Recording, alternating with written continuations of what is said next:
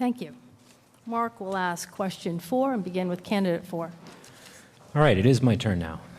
Thanks. We're going to go back to the education theme.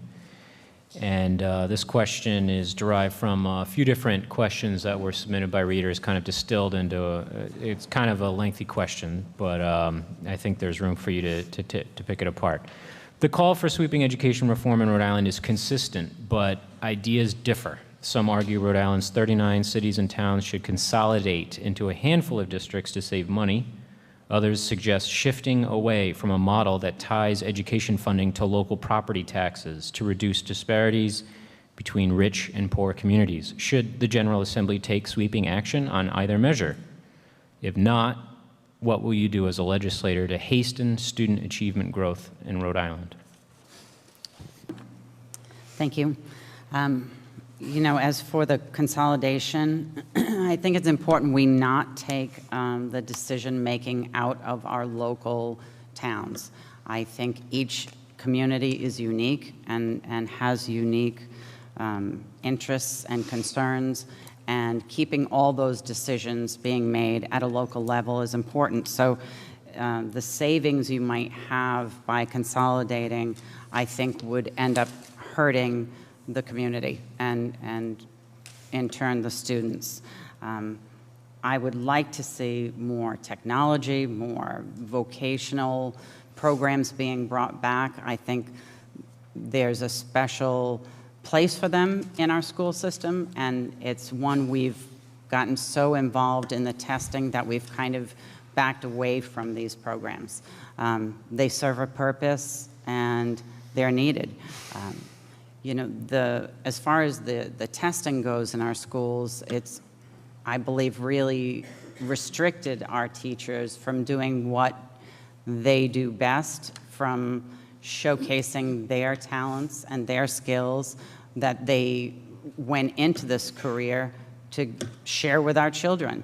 But I think bringing the vocational training back into our high schools, we would see across the board benefits in all testing. You'd have engaged students, which once you have engaged students, there's a willingness to learn. So I think there's a lot that can be done going forward, a lot of programs I would like to advocate for bringing to our schools, and I look forward to that. Thank you. Candidate 2. Thank you. I just want to start by saying that I led the fight to make sure that testing is used in a way that actually benefits the student and in a clear and transparent way. I've sponsored several bills over several years to make sure that the Department of Education is held accountable for just that. As far as consolidation goes, I would love to see something like Narragansett and South Kingstown get back together. I think there's amazing opportunities when South Kingstown has programs like we do that have all-day Spanish immersion.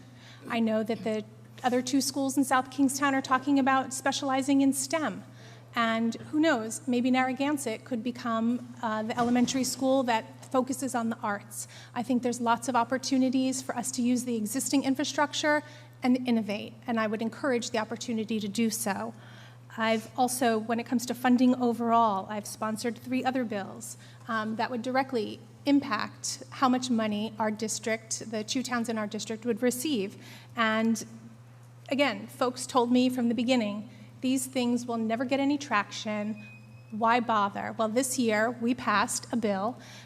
It was heard every year that I've been up there, reimbursing group home aid to the district where the students are being educated.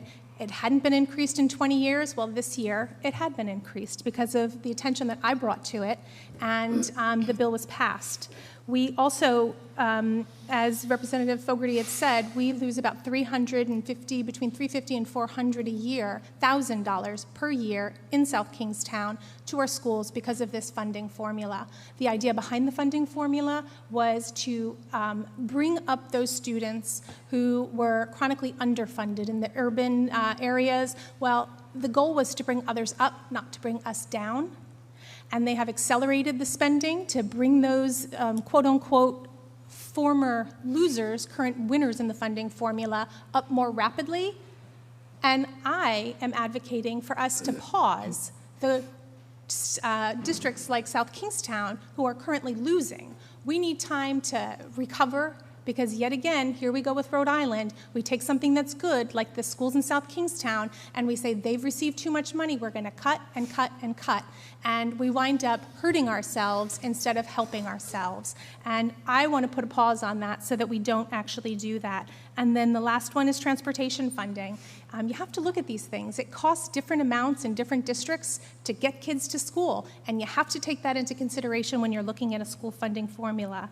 And those are just a few of the things that I've actually done to change the education funding formula and the discussion in schools. Thank you. And candidate 3.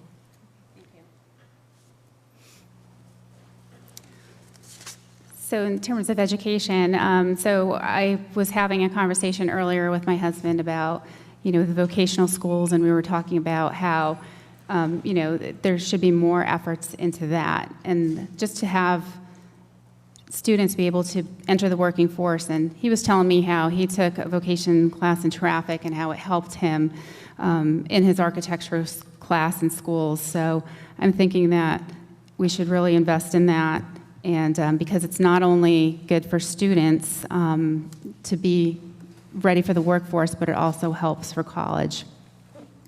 In terms of consolidation, again, anytime you can save money in an economy or in the state, it's really great to look at, but you do really need to incorporate that and take that on a local level.